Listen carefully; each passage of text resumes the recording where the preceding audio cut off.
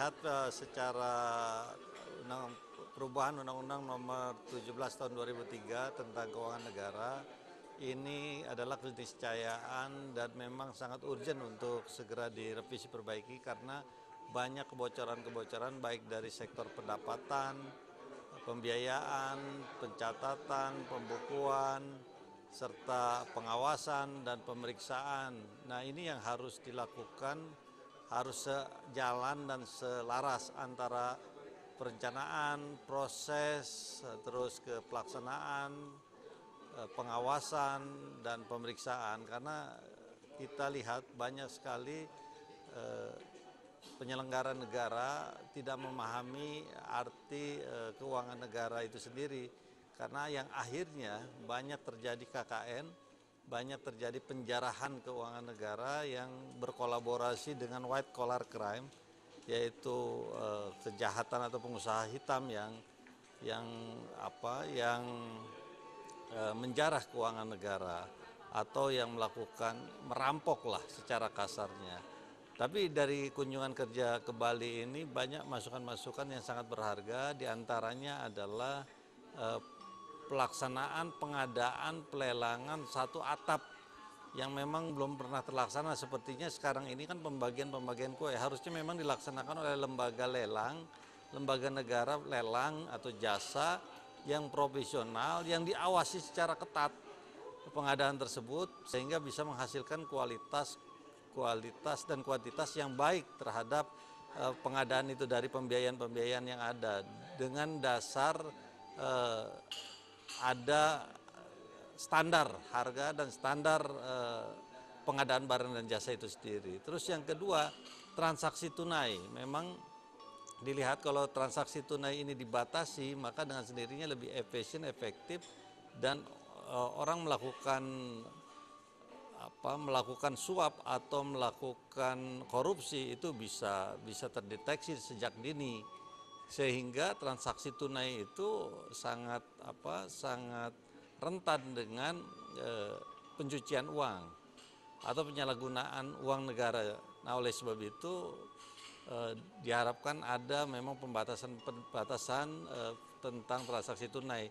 Dalam pencetakan uang pun lebih efisien, uang tidak cepat rusak karena terjadi melalui antar bank atau melalui transfer atau giro. Terus yang berikutnya adalah memang yang harus kita lihat terkait dengan antara perencanaan dan pelaksanaan yang tidak selaras antara Renstra, RPJP, RPJM, dan juga RKP dan Satuan 3 itu tidak selaras dengan rencana atau program, dengan kegiatan yang ada. Sehingga tidak jelas tolok ukur outcome, output, benefitnya terhadap pembangunan bangsa secara short term, mid term, dan long term, yaitu jangka pendek, jangka menengah, dan jangka panjang. Memang harus keuangan negara ini harus betul-betul diawasi, jangan sampai terjadi kebocoran sekecil apapun. Secara filosofis itu sudah jelas bahwa kalau kita lihat KKN masih di sana sini, pendapatan negara banyak kasus-kasus yang kita lihat seperti Gayus, kasus pajak penerimaan negara yang bocor, markup dan dikuranginya, sehingga harusnya APBN sebesar kurang lebih 3.000 triliun, malah sekarang baru sampai 1.500 triliun kurang lebih. Dan juga dari sektor pengadaan masih banyak kasus seperti hambalang, PON, terus juga simulator yang PNBP. Nah, tidak ada ada budget on, semua keuangan negara yang harus mendapat pengawasan. Nah, di sektor pengawasan pun masih lemah, inspektorat, BPKP. Kalau kita lihat BPKP sebaiknya masuk kepada UKP 4. Supaya betul-betul BPKP itu hanya sebagai tangan pemerintah, tangan presiden untuk mengawasi penyelenggara negara dari pemerintah.